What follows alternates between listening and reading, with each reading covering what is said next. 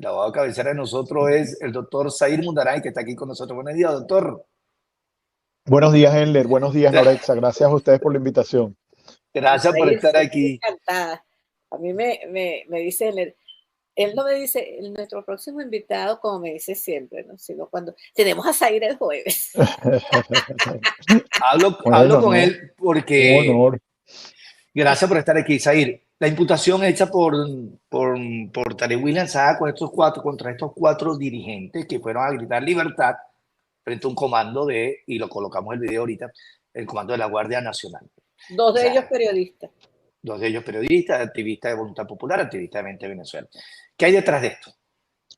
Bueno, y se verán cosas peores. Yo creo que estamos en una fase precisamente en la que el régimen no le queda de otra. No le queda sino la aplicación del crimen de persecución, que es un crimen además muy evidente y que está siendo objeto de investigación por parte de la Corte Penal Internacional. Yo creo que le queda es tratar de mostrar los dientes frente a algo que ya ocurrió. Yo creo que es muy difícil y creo que están fuera de la comprensión de lo que está ocurriendo desde la perspectiva política y desde el entendimiento de que la sociedad cambió. Y la sociedad cambió para repudiar justamente el abuso de poder. Una de las cosas que los tiene en este estado es que es todo este historial de abuso de poder constante. Así que esta imputación, bueno, es típica de Tarek William Saab. Ayer esto es real, esto que les voy a contar es real. Varios colegas me escribieron y me decían, trata de entender el mensaje de Tarek William Saab respecto a esta imputación, porque es muy difícil comprender en tan pocas líneas, ahí no había más de 20, 15, 20 líneas, tantos errores de derecho penal, metodológicos, de derechos humanos, que eran avergonzantes. Uno no entiende cómo puede explicarle esto a las futuras generaciones, que alguien diga, por ejemplo, que es un crimen de odio gritar libertad. O sea, eso es inentendible. O sea, eso es una palabra transversal del castellano, además una de las más significativas y las más hermosas que puede haber. Que eso signifique instigar al odio. ¿El odio hacia quién? ¿El odio hacia qué sujeto particular? ¿Quién es la víctima en esto? Y esto es muy militarista, Enler y Norexa. ¿Sabes que nosotros hemos perdido de vista a veces que nos encontramos ante una sociedad con un sesgo militarista muy importante y ahora que el civil se dirige al militar, que además es otro ciudadano igual que nosotros, solamente que tiene una función pública que le ha sido encomendada y que muchos de ellos han salido de esa función o han desviado esa función que es constitucional, pueda ello constituir un delito. De ninguna manera puede constituir un delito en ningún lugar del mundo. Entonces, esto violenta, en primer término, no solo la libertad de expresión, sino el derecho de asociación, bueno, la libertad personal, porque estas personas estuvieron en desaparición forzada y además refuerza algo que está acreditado en todos los organismos internacionales, que es que nos encontramos frente a un patrón de persecución. ¿Y cuál es el patrón? Y esto es que hay que tenerlo muy claro. El patrón es que siempre son los mismos organismos represores los que detienen, aunque acá se le adiciona uno que está incursionando recientemente y hay que alertar a la ciudadanía, que es que la Policía Nacional a través del DAET, antiguo FAES, ese organismo en cargo de Miguel Domínguez, está ahí Ronnie González, personas que estuvieron en el SEBIN, ahora están incursionando en la persecución política. Ellos no lo habían venido haciendo y eso es parte de esto que yo he llamado a lo interno con muchos amigos la hora loca del chavismo, porque es que no se sabe ahora quién hace qué o quién intenta ganar favores con el poder por el poco tiempo que podría quedarles, ¿no? Entonces, frente a esto, estas personas se las lleva a la Policía Nacional, los desaparece porque hubo una negación de la detención, y eso es crimen de desaparición forzada, impide que ejerzan sus derechos y los llevan ante el mismo juez de siempre, Carlos Liendo, que es el juez de terrorismo en el área metropolitana de Caracas, que utilizan en todos estos procesos. Ramírez, el jefe de la defensa pública, ordena que entre un defensor público, le impiden el ejercicio de la defensa de sus abogados de confianza. Ahí pudimos ver a todos los abogados que estaban fuera esperando, tratando de juramentarse por designación de los mismos imputados y también de sus familiares. Eso es el patrón, fíjense que el patrón es idéntico, y luego sale Tarek William Saab a tratar de justificar a través de una retórica, además muy pobre, de una pobreza argumentativa brutal, es una cosa, yo creo que Tarek William Saab, yo lo he dicho antes, y creo que lo he dicho antes en este programa, Tarek William Saab los va a llevar a todos a la cárcel, porque si usted está contando con la argumentación jurídica de Tarek William Saab, usted está preso. está preso porque es que no hay nada que pueda justificar este tipo de detención. Además dice que hay asociación para delinquir, personas que muchas de ellas ni se conocen. ¿Cómo puede ser asociación criminal salir a ejercer un derecho que es la organización de la gente? Pero además, bueno, les decretan privación de libertad y luego impiden que estas personas queden en aislamiento con una restricción contra el debido proceso, etcétera. Pero esto también tiene un ingrediente y es muy importante, que cada una de estas personas son articuladores de calle, es decir, son como el piso político de todo este movimiento nacional, son quienes conocen a la gente, dónde va a estar instalada la mesa, quién es el testigo, es el que lleva el café, el que entiende el hecho fáctico del proceso de votación, no está en la altura planificando, sino es quien lleva a cabo este tipo de actuaciones. Entonces el régimen está apuntando a ellos en este momento. ¿Por qué? Porque sabe que el hecho real, el hecho electoral lo tiene perdido. Entonces tiene que tratar de ver cómo desarticula esa base. Y si tú ves, y hemos hecho un análisis, algunos de los que estamos viendo con detalle, en estas 37 detenciones, hay técnicos electorales, hay personas que articulan la organización de calle, son personas que saben qué hacer el día de la elección, entienden cómo funciona la mesa, entienden cómo es el testigo, entienden cómo a quién hay que llamar, quién tiene que estar de primero, quién tiene que estar después. A esa base está apuntando la dictadura venezolana porque sabe que allí es donde está derrotado. Está derrotado por la avalancha de votos, pero está derrotado por la organización. Porque si hay algo que se ha logrado en este momento es organización. Todo el mundo está apuntando allá. El que es militante y el que no lo es, porque hay un voluntariado muy, muy importante. La gente está diciendo, yo quiero participar.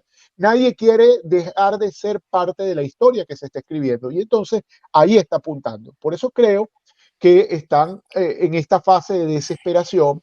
Si uno ve las declaraciones de Diosdado Cabello, las articulas con lo que dice Tarek William Saab, pero también con lo que está haciendo el Ministerio de Interior a través de la Policía Nacional, también el SEBIN, es decir, uno tiene claro que hay un momento de mucho desespero, donde no hay foco y lo que le queda es la represión. Y ahora esta soberana estupidez de que tú crees que puedes meter un amparo contra un hecho constitucional. El amparo es contra un hecho inconstitucional. Un amparo contra un hecho constitucional. Es decir, no hay nada que pueda ser más constitucional que la elección. Es decir, que la gente se manifieste. ¿Cómo tú vas a pretender un amparo diciendo que es inconstitucional la elección? Eso es antinatura desde la perspectiva jurídica. Entonces, ¿cómo le explicas tú eso? Bueno, solamente en esta fase de desesperación en la cual se encuentran, donde van a echar mano de todo. Y nosotros debemos estar, por eso es que es tan inteligente pensar en el día a día. Y ese día a día te va generando una respuesta. ¿Cómo reacciono frente a esto? Hay que estar preparado por este amparo absurdo. Exacto.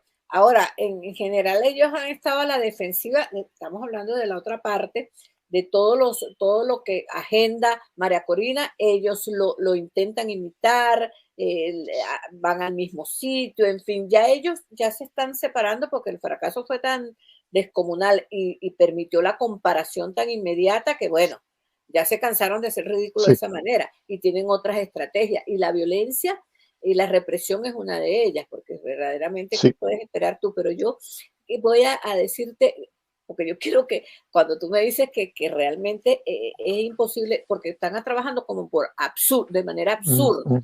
Todo lo que es absurdo es lo que está presente por parte del régimen. Y explicaba Tarek William, donde intentaron ingresar mediante el uso de la fuerza con la intención de crear lesiones a los efectivos del referido componente militar, manteniendo la zozobra. Y además diciendo que, bueno, que el uso de la fuerza en ese evento, con el uso de la fuerza, tú me dirás. Bueno, fíjate que en esto también hay un patrón que es algo de lo cual hemos hablado en muchas oportunidades. Y es que aquí hay, desde lo penal, a lo mejor va a sonar muy técnico, pero es importante que la gente lo entienda. Por supuesto. Aquí hay algo que se llama anticipación punitiva, que es ilegal. ¿Qué es la anticipación punitiva? Fíjate que en todos los casos, Tarek William Saab ha creado un patrón que es absolutamente bestial. El pensamiento no delinque. Eso lo decían los griegos.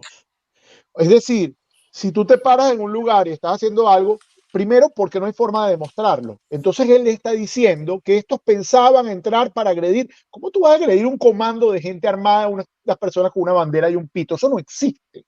Mediante el uso de la fuerza. Entonces, es lo que le ha quedado es la anticipación punitiva. ¿Qué es la anticipación punitiva? Es típico de los regímenes autoritarios. O sea, el fascismo lo hacía, decir, yo te meto preso porque yo creo que tú vas a atentar en tantos años con esto. Uno de los casos más clásicos, a la gente se le va olvidando porque son muchos casos.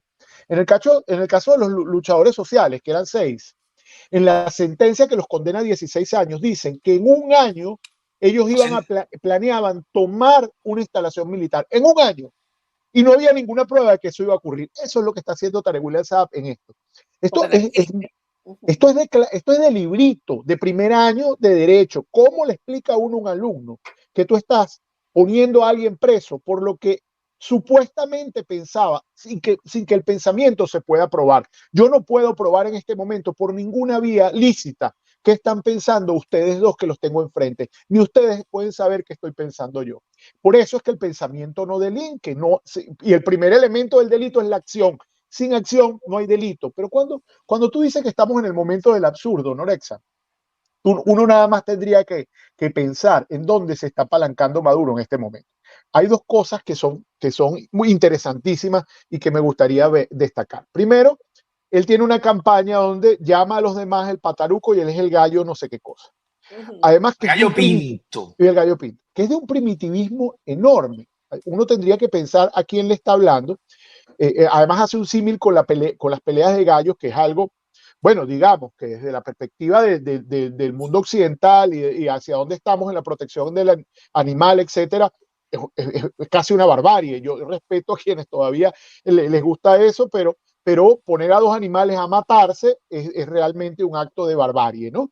Él está en ese punto, pero además es inentendible, porque quien no haya visto una pelea de gallos o no entienda la jerga, que además es un sector muy limitado de la población, no entiende de qué está hablando. Es decir, yo soy el gallo pinto, bueno, yo no entiendo a quién exactamente que sea un mensaje masivo. Pero además está apelando a otra cosa que ya hizo Chávez en el pasado, que es que a dónde va, agarra a un dirigente regional o a un dirigente local y lo expone como inepto, es decir, hay una transferencia de la ineptitud. Es decir, no es que yo tengo destruido el país, yo Maduro, sino es el alcalde, Lechea, es fulano, y entonces él cree que con pegar 4 gritos y decir, me arreglas, eso se va.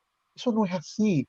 Eso es un desconocimiento absoluto de la gerencia pública. La peor copia de Chávez. Además que ahí no se mueve esto sin que él lo sepa. Y cuando le dice, los reales que yo te mando, tú tienes los reales en tu poder. Los reales que son de todos los venezolanos, porque tú los mandas y tú los quitas. Pero eso lo venimos sufriendo desde la época de Chávez, no hay que olvidarlo, porque Chávez decía, tengo ahí guardado unos realitos que te voy a transferir. Y además, tú sabes quién fue víctima. No, ni siquiera transferir, tengo tanto que te regalo. Que te regalo. Fíjate, bueno, debajo del colchón. Eso es lo que es. Pero eso demuestra mucho que también la madurez que ha adquirido la sociedad venezolana. Ese discurso en algún momento tenía calado, porque sonaba como sonaba como el padre que le da al hijo, o sea, se parece como al tema familiar. Pero eso ha implicado tanto, el venezolano entendió que ese es el desmontaje del Estado de Derecho, que es el desmontaje de la Contraloría, que es el desmontaje de la transparencia administrativa, que es el desmontaje del deber ser dentro de un Estado. Y comprendió que esas formas lo que nos ha llevado a este caos. Mientras tanto, tú ves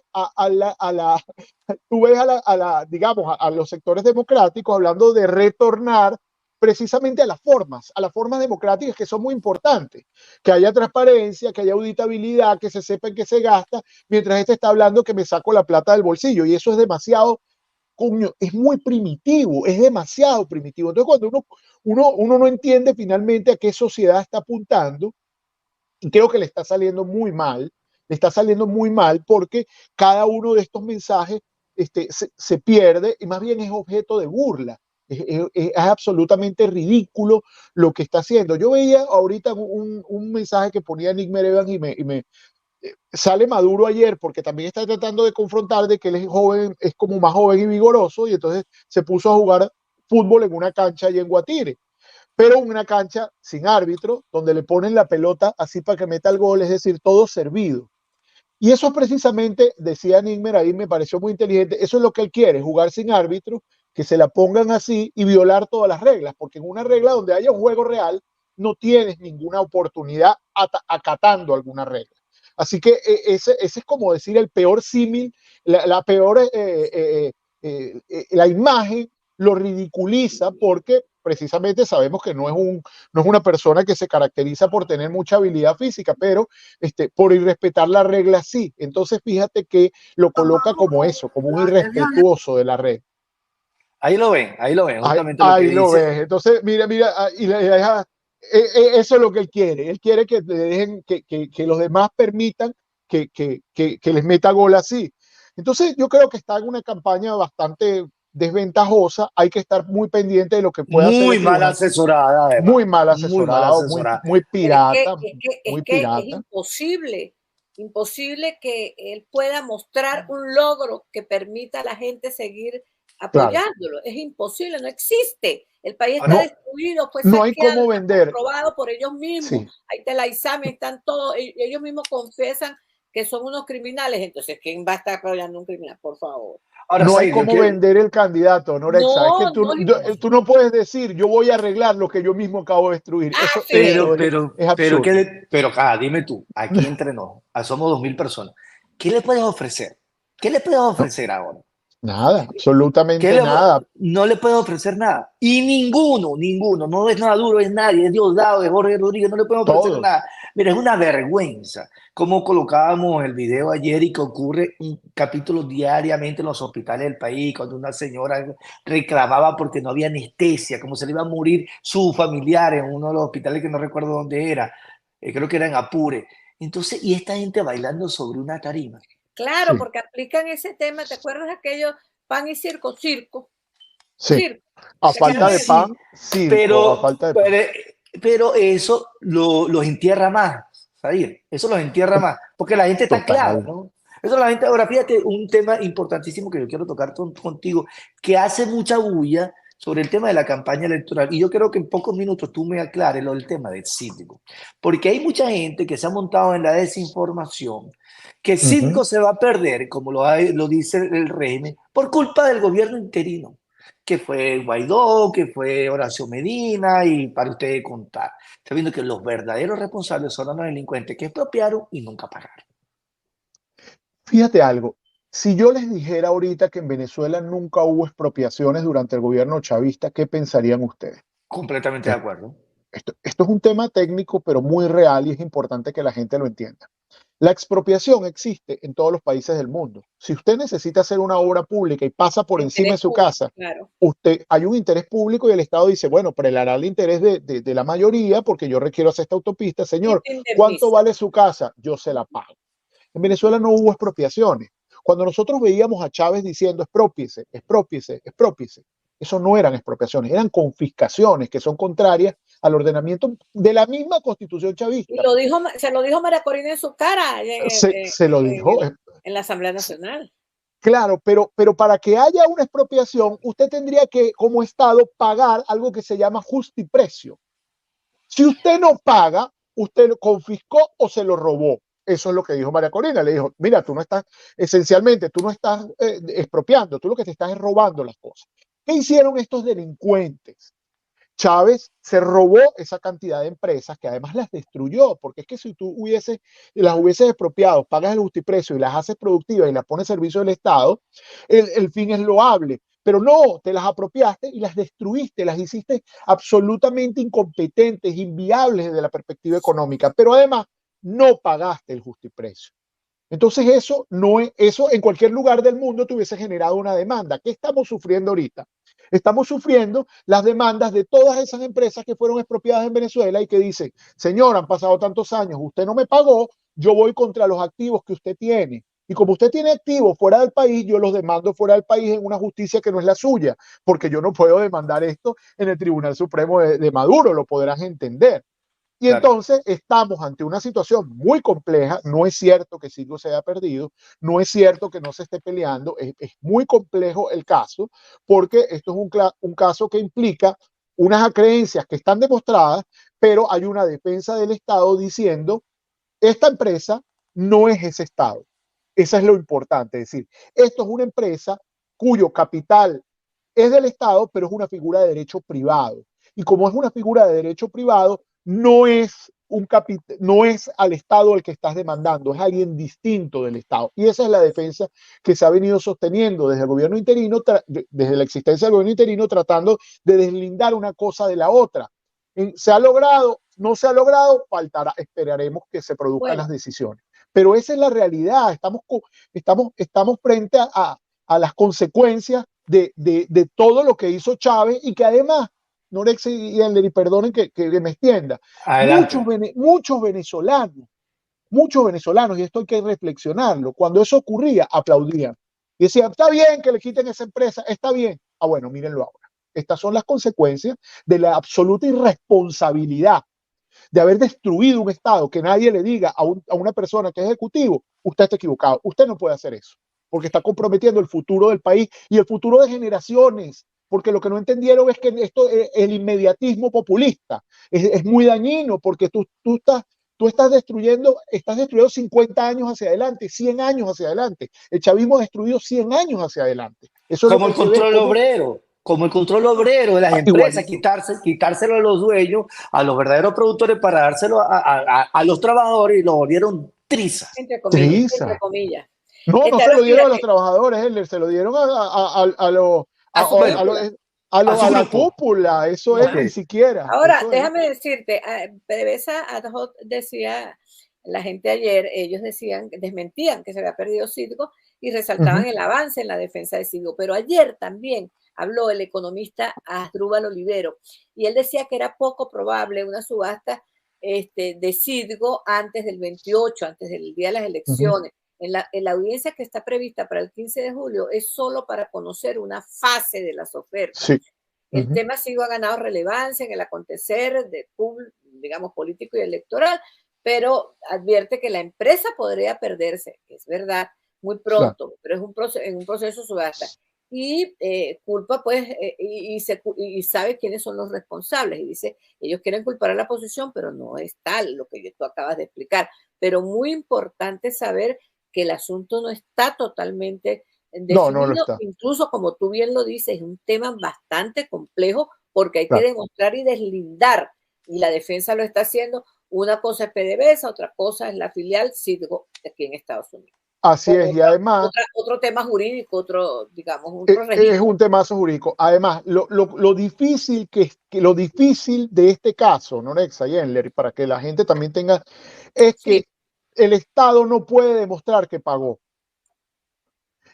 Y ellos sí tienen el acto de expropiación en la mano. Es decir, ellos tienen el papel y decir, mira, usted me quitó esta empresa, usted debía pagarme, usted me pagó. El Estado no puede demostrar que pagó. Y por eso es que todos los días hay que hacer una labor pedagógica y poner a Chávez señalando las empresas y en su jaló presidente y en todas sus actividades, cuando decía, oh, en Illinois me quitan esa cosa, exprópiese y te puedo... Bueno, ese tipo de acciones son las que nos tienen exactamente en este punto el día de hoy. ¿Qué pasó? Que jamás pagaron, porque además esto es peor aún. El dinero para pagar el justiprecio existía. Se lo robaron. Se robaron la empresa y se robaron el dinero del justiprecio. ¿Cómo pretende seguir gobernando alguien que se robó una empresa y además se robó el dinero con el que debía pagarlo? Y empeñó, porque además empeñó el principal activo que tiene fuera. Cuando ellos llegaron, nosotros teníamos decenas de filiales fuera del país. Ahora no tenemos nada de lo que quede Citgo. Y queda Citgo porque en 25 años todo lo vendieron, lo empeñaron o lo entregaron por alguna racionalidad, por embolsillarse el dinero, por actos de corrupción. Hubo incluso una posibilidad de venderla en el 2014, cuando Maduro recién ascendió al poder luego de robarse las elecciones. Con Rodolfo Marco Torres se hablaba en aquel momento que podían vender a Sigo porque tenían para generar flujo de caja. Eso Puede Bueno, y ser si, es real, la imagínate, realidad. y Ahora, si lo pero hubiesen vendido, sí, no tendríamos Silgo y tampoco la plata, ninguna de las pero dos tú sabes, cosas, Claro. todo se lo hubiesen exactamente, robado. exactamente, pero decía Asdrúbal Oliveros que Venezuela dejó de pagar a sus acreedores el monto de la deuda adquirida desde la época de Chávez, que Claro, asciende a 150.000 millones de dólares.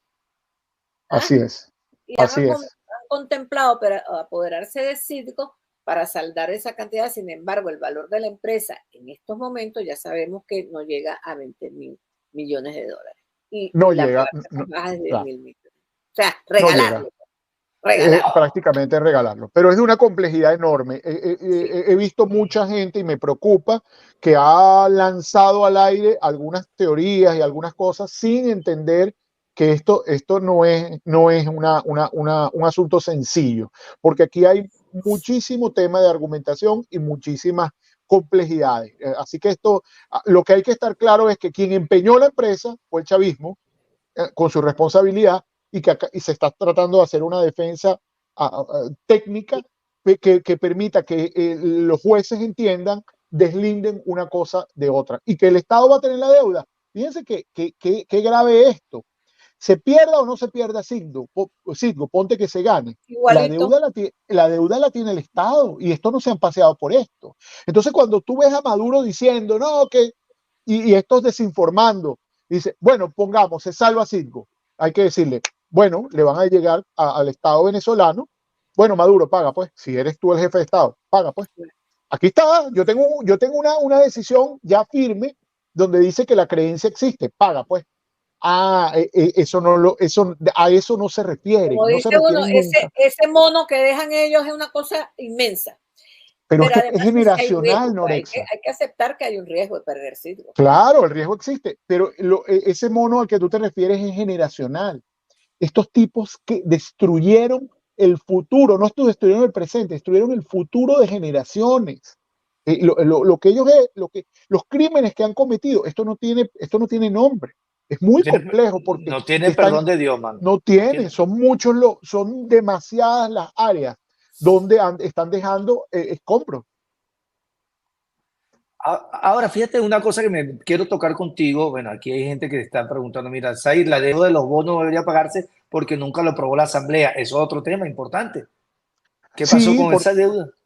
sí, por supuesto. Una de las defensas que se ha esgrimido es precisamente que haber colocado, bueno, haber generado esos bonos, que además muchos de esos bonos finalmente se repartieron entre el mismo gobierno y sus adeptos, porque sabían que tenían la posibilidad de caer sobre Citgo. Entonces, se hizo precisamente sin la aprobación de la Asamblea Nacional. Pero es que la Asamblea Nacional, si tú analizas, es que este es el desmontaje de toda la institucionalidad. Desde la época en que la Asamblea Nacional cayó completamente en manos del chavismo, ya no hizo más nunca Contraloría al Ejecutivo. Es decir, ya, fíjate que Chávez salía del país y no pedía permiso a la Asamblea. Bueno, tú ves esos detalles. Bueno, eso también para emisión de bonos, eso también para poder disponer de lo público. Y el contralor, quien controla directamente al Ejecutivo es el legislativo. Es decir, tú me tienes que pedir permiso cuando son actos de disposición patrimonial. Tú me tienes que decir a mí, señor, yo voy a hacer esto, y yo debatirlo y decir, bueno, si te autorizo o no te autorizo. Chávez acostumbró que el país, por eso es que hay que ir a las raíces. Yo decía, es que esta plata es mía, como decía Norexa, esto es de mi bolsillo, esto lo hago yo como a mí me dé la gana. Y entonces la Asamblea jamás empezó a no ejercer sus funciones. Entonces, esto también es importante, este comentario que están haciendo, porque la única forma de retornar a la institucionalidad es que cada quien cumpla su rol. Por eso es que una Asamblea Nacional que no controle al Ejecutivo no nos sirve de nada. Esta Asamblea Nacional que irrita, que está ahorita, eso no sirve absolutamente de nada. Lo único que ha hecho es dictar leyes regresivas en materia de derechos humanos, amenazar a las ONG, amenazar la libertad de expresión, amenazar el derecho de reunión, libre tránsito, todos los derechos civiles y políticos. Entonces, en definitiva, es una asamblea que no cumple su función constitucional, porque incluso con la Constitución del 99 tiene unas capacidades de controlar al poder que no ejerce. ¿Quién la va a ejercer? Jorge Rodríguez, por Dios. Sí, ¿quién la va a ejercer? Entre los desatinos está a 40 días, el CNE cambia miembros, saca miembros, mete miembros, digamos, cambia centros de votación. Es una cosa absolutamente impresionante. Pero te quería comentar y quiero compartirlo contigo. Es un tema como que raro, pero es que resulta que hubo una reunión en Londres. Allí estuvo Luis Vicente León, María Eugenia Mosquera, la reunión Gobernanza, Deuda, Seguridad Energética, Venezuela y la región del Caribe, también estuvo Leonel Fernández, Félix Plasencia, que es del equipo y del grupo de Delcy Rodríguez, pues fue quien armó todo esto con una empresa de lobby, una empresa muy famosa, muy de alcurnia en Europa. Entonces, esta gente compartieron un panel, bueno, y entre otras cosas, ahí está la reunión de Londres, brindemos que todo va a estar bien y que Maduro se queda. ¿Qué opinas de esto que estamos viendo? Bueno, mira, yo creo que esto tiene varias lecturas. Una lectura de este tema de tratar de hacer lobby, yo lo vería con mucho cuidado, porque más de uno está ahí haciendo un lobby que puede ser incluso personal. Es decir, habrá gente que dice, mira, yo puedo sobrevivir al chavismo. Si salen del poder, yo puedo servirte de algo, puedo apalancar alguna situación o puedo ayudarte a entender lo que pueda ocurrir en el país. Hay cosas que tienen una agenda personal, pero además están tratando de vender una realidad que no existe, y es que se pueden quedar de forma legítima en el poder. Cualquier mecanismo después de que se produzca lo del 28, que implique que Maduro se quede en el poder, es ilegal, es inconstitucional y no se puede entender desde la perspectiva ni nacional ni internacional. ¿Por qué? Porque está claro que la elección está perdida y ellos lo tienen muy claro, lo tienen muy, muy claro. Si hay algo que ha diferenciado este proceso de cualquiera, es que tú hablas con cualquier chavista de base y ellos entienden que están en minoría, no pueden llenar un 1 por 10, no pueden llenar una fichita, no pueden garantizar que van a mover a nadie, no pueden garantizar que ya las extorsiones por una bolsa, por una cosa, eso ya no tiene ningún efecto. La gente ya no tiene miedo y a eso no le coacciona. La gente no está coaccionada frente a eso. Entonces, esos mecanismos ya no les sirven. No les sirven y entonces, bueno, ese lobby que están haciendo es absolutamente fantasioso, porque, bueno, sería una anticipación de un gran fraude, decir, mira, hay posibilidad que nosotros nos quedemos, así que sigamos haciendo negocio, vender una normalidad que no existe y además muy grave, porque el hecho que esté Luis Vicente León allí, que se vende como un fiel de la balanza, como una persona objetiva. Que justifica su presencia porque dice que es la empresa más importante, más solvente que hay en Venezuela, pero que además allí deja claro, y para él afirma, como que si nada, que es probable que Maduro se quede. Que, bueno, está vendiendo el fraude de una vez. La única forma es que estés vendiendo exactamente una situación de anomalía, de acentuación de la anomalía constitucional, valga decir, porque nosotros ya vivimos en una anomalía constitucional desde hace mucho tiempo. De hecho, Maduro desde el 2018 no solo es ilegítimo de desempeño, porque es que hay dos ilegitimidades, una de desempeño y una de origen. Maduro las tiene las dos, porque la elección del 2018 es absolutamente ilegítima, pero es ilegítimo de desempeño, porque yo le invito a la gente, mira, Norexa y Enler, un día pongan allí cuáles son los deberes del presidente de la República, pónganlo ahí en un cuadro y los leen uno por uno, cuáles son los deberes constitucionales del presidente de la República. No hay ni uno de los que dice la Constitución que Maduro haya cumplido. Por ejemplo, defender el territorio y tal cosa. Bueno, porque el territorio lo tiene el ELN, lo tienen las bandas armadas, lo tiene. Defender el patrimonio público, lo dilapidó, lo destruyó. Cumplir y hacer cumplir las leyes y la Constitución, es que no cumple nada. Cuando tú ves norma por norma, esa es la ilegitimidad de desempeño. Este se puso de espaldas a todo ordenamiento jurídico y no hay nada que lo vincule. Por eso, bueno, es que anda por ahí como el gallo pinto, lo que sea que esté hablando, pero eso no es lo que un presidente debería estar haciendo. Por eso es que no es un presidente. De allí la importancia de retomar, reinstitucionalizar el país, tomar la independencia de cada uno de los poderes. Sí, bueno, vamos a reinstitucionalizar, pero alguna vez fue institucional. y que sean independientes y que no dependan solamente de lo que diga el poder en Miraflores. Ahora, un tema importantísimo que tengo que consultar contigo, tiene que ver, porque salió un nuevo Luis Ratti, que es el diputado Ujú. Sí, González, Jaime González, ante la sala constitucional. Yo vengo advirtiendo que hace días me están informando que Mosca con lo que pueda decir en la sala constitucional, Tania Anelio, fue rectora del Consejo Nacional sí. Electoral, y de Carislia Rodríguez, que es la nueva presidenta del TCJ, que están cocinando desde hace tiempo, lo que no significa que eso se va a dar, porque sí se está cocinando esa sentencia en contra de las elecciones. Como yo sé que tú tienes mucha información también a lo interno del Poder Judicial, ¿qué nos puedes adelantar sobre este particular? Mira, hay varios ataques. Uno que estaba mm, prácticamente hecho. Bueno, ellos no hacen nada, eso es importante. Cilia manda a hacer las decisiones en la Procuraduría. Eso es a lo interno, cómo ocurre.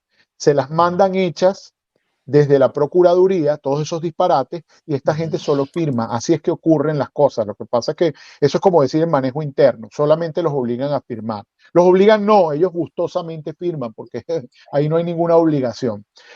Hay dos ataques. Uno, la tarjeta de la MUD, que es tipo Ratti, este personajillo de poca monta que no me gusta ni siquiera mencionar, porque es una suerte de arlequín que utilizan para cualquier cosa. Y la otra, y a la otra me refería, que es haber presentado esta situación. Esta Carislia Rodríguez no está en esta sala, no está en la constitucional, no está donde lo presentaron, a pesar de ser la presidenta del Tribunal Supremo de Justicia, ella no pertenece a la constitucional. Ahí está, por ejemplo, Lourdes Suárez Anderson, la hermana de Danilo Anderson, está Tania Tania de Amelio, etcétera.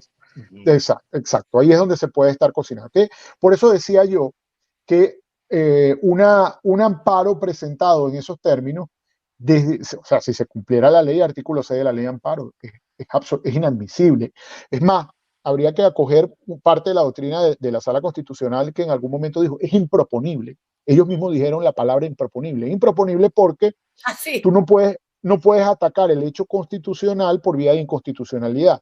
Es decir, la expresión popular, o sea, no hay forma de que tú cuestiones que una forma de expresión popular es inconstitucional. Más o menos las mismas razones por las cuales yo decía que la presentación del amparo o de la acción contra las primarias era inconstitucional, como ellos plantearon ante la sala electoral. No puede ser inconstitucional que la gente se exprese cuando la soberanía reside precisamente en la gente. Y además, que el poder electoral es un poder público que se supone constitucionalmente autónomo y ya llamó elecciones. ¿Cómo tú vas a decir que un llamado a elecciones de un poder público, si has defendido ese poder electoral como el mejor poder electoral del mundo, ahora vas a decir es inconstitucional el llamado a elecciones? ¿Cómo tú puedes decir que la gente se exprese o se organice políticamente es inconstitucional? No hay forma de que eso tenga lógica alguna ahora. Claro. Desde la perspectiva jurídica, eso es un análisis jurídico, digamos, muy superficial, pero para ponerlo claro que eso es lo que están planteando.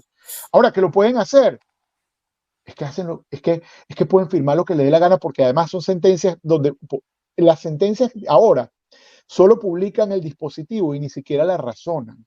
Imagínate dónde estamos en los niveles de ausencia de institucionalidad. Ellos a veces ni la firman. Ni la firman, ni la razonan. Bueno, no tenemos una magistrada que es embajadora. Que es embajadora y salió firmando una sentencia como lo colocó acceso a la justicia. ¿Cómo tú puedes detentar dos cargos funcionar públicos? En los dos poderes. Sí. En dos poderes y además que ambos son de exclusiva ocupación. Lo único que un magistrado puede hacer por la ley orgánica del Tribunal Supremo de Justicia o de la ley orgánica del Poder Judicial es dar clase, no puedes hacer más nada. Usted no puede tener ni siquiera un puesto de buhonero, usted no puede hacer más nada en la vida. Dedicación exclusiva. Igualmente lo es el embajador. Es más, el embajador no puede tener una sociedad mercantil en el país donde ni él ni sus familiares en el país de recepción. Entonces imagínense los niveles a los que ha llegado esta gente de desmontar todo y hay que volver a reeducar al país o volver a recordarle al país que estas cosas son totalmente anormales, que no puede salir y que inclusive, mira, una persona va a presentar un amparo en la sala constitucional en el Inorexa y en secretaría ha ocurrido que le leen la cosa y no se lo recibe. no se lo reciben. Le Eh, dicen, no, mire, usted está, esto que usted está presentando no es por aquí, váyase de aquí. Me ha pasado personas en la sala penal que le he dicho, mira, acá la clave es un abocamiento, mete un abocamiento. Ponen a alguien que lo lea adelante y le dice, no, no, esto no procede. ¿Cómo tú me vas a decir no procede si yo tengo un derecho de presentar mi petición? Entonces, fíjate, lógico. este tipo sí va y lo reciben. Y mucha gente que ha tratado de presentar otra cosa ni se la reciben. Bueno, recuerda lo que decían con María Corina Machado o lo que harían todos los que intentaban presentar su recurso contra la inhabilitación, cerraban el tribunal, no hay despacho, no atendemos, etcétera. Este sí lo reciben. Bueno, ahí hay una jugada y hay una jugada que hay que advertir. No, esto no puede pasar desapercibido. Esto es un trabajo de la opinión pública. Hay que generar opinión pública y ponerle nombre y apellido, decir, estos son los magistrados que podrían estar en esta jugada. Cuidado. Y decir, tengan cuidado, porque es que pasan, la historia tiene que jugar este tipo de comportamiento. Pero fíjate, Incluso, fíjate tú, perdón, que está sucediendo también en el Poder Electoral, porque Juan Carlos del Pino denunciaba que el secretario decide si entra una correspondencia, no entra una solicitud, no entra. así es, y cómo un secretario puede decidir eso. Esto es parte de las anomalías que hay que acabar. El derecho de petición está en el artículo 51 de la Constitución. Usted puede pedir cualquier barbaridad y tienen que recibirle el escrito. Más nada. Ahora, que me digas que no, bueno, dime que no, pero no me puedes negar a negarte a recibir. Y por eso es lo que dijo Del Pino, a pesar de que puede haber mucho cuestionamiento, que fue pertinente a destiempo, lo que sea, es muy importante, porque además en la comunicación hubo, desde mi perspectiva, un desatino, porque se colocó como titular, y esto es importante, que se le violenta el derecho a los rectores. No, es que a los rectores no se les violenta ningún derecho. Cuando usted impide que un rector entre y fije postura y se debata un tema, usted está violando el derecho de todos los venezolanos. No es del rector a decir lo que tenga que decir, porque él de alguna manera representa a un gran sector del país que tiene derecho a ser escuchado en la toma de decisiones. Y ese sector no está siendo escuchado. De modo que no se violenta el derecho de un rector, mosca con eso. Es de los 30 millones de venezolanos se violenta el derecho cuando se toman decisiones de esa naturaleza. Zahir, estamos pendientes contigo. Gracias por estas explicaciones, que a mí me gusta que tú siempre hables porque desenmascara todo el tema judicial político, político judicial, más que judicial, ¿no? Porque lo judicial no tiene ningún basamento, ¿no? Por eso que siempre es bueno tenerte por aquí presente para que nos vaya dando asesoría en esa materia y cómo va la jugada política. Y además, ¿cómo sigue el crimen de persecución por parte de Tarek William Saab? Crimen de lesa humanidad, de persecución, acompañado de un ciclo, ya un patrón, y perdónenme que me robe un segundito, desaparición forzada, siempre desaparición forzada, en algunos casos tortura, luego el impedimento de designar defensa, que es una violación grave al debido proceso, y luego el crimen de encarcelamiento, que es lo que viene. Esto es un ciclo de persecución que está muy fácil de demostrar y que se está llevando a todos los organismos internacionales. Creo que Tarek William Saab es un gran candidato a tener una braga naranja en un futuro no muy lejano. Yo sé que Nore se tiene que ir por el tema de su nieta, pero no quiero dejar de pasar contigo porque todos los días la gente en el chat me pregunta, Enler, ¿qué va a pasar con la CPI? Enler, ¿qué pasó? Que esa es una oficina de turismo la que está en Venezuela. Tú haces, aquí en este canal dijiste, bueno, yo creo que vienen sorpresas.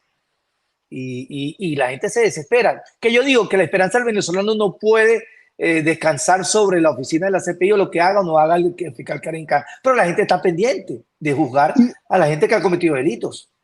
y no solo que la gente esté pendiente, esto hay que mantenerlo en el tapete, porque de alguna manera esto no va a forzar que el fiscal tome una decisión pronto, pero tiene que entender que los crímenes siguen ocurriendo, que no estamos hablando de crímenes del pasado, sino estamos hablando de crímenes del presente. El caso va Claro. avanzando y se está acreditando, todos los días se acreditan hechos. Uno quisiera que de un momento a otro se produjera un señalamiento directo, una imputación, pero créeme que estos tiempos no son los del sufrimiento y siempre la justicia va detrás del sufrimiento, no está en el momento del sufrimiento. Es muy complejo, pero ese trabajo se está haciendo. Y yo creo que en cualquier momento puede haber algún señalamiento. Incluso uno no sabe si el fiscal dice, bueno, y si imputo a alguien y dice que tengo algún interés político sobre esto, si lo hago antes de, entonces por prudencia lo haré después de. Hay ahí algunos factores, pero el caso avanza y uno puede decir que estos crímenes están muy bien acreditados desde el punto de vista probatorio. Bueno, gracias, Zair. Gracias por estar con nosotros. No, gracias Un a ustedes por abrazo. la Siempre invitación. consultándote y para que estés aquí regularmente. Seguro, Abierta la que estén muy bien. invitación. Gracias, Gracias, mi Zair. gente. Chao. Gracias. Bueno, no, de Bueno, verdad que es bien bueno todo lo que nos dijo Zair, que bien sí, clarito. Yo creo que es muy sí, clarito todos los sí, términos que el tema de utiliza. Londres es una reunión que se realizó allá, con Félix Plasencia la manejó, que me imagino ordenado por Delcy,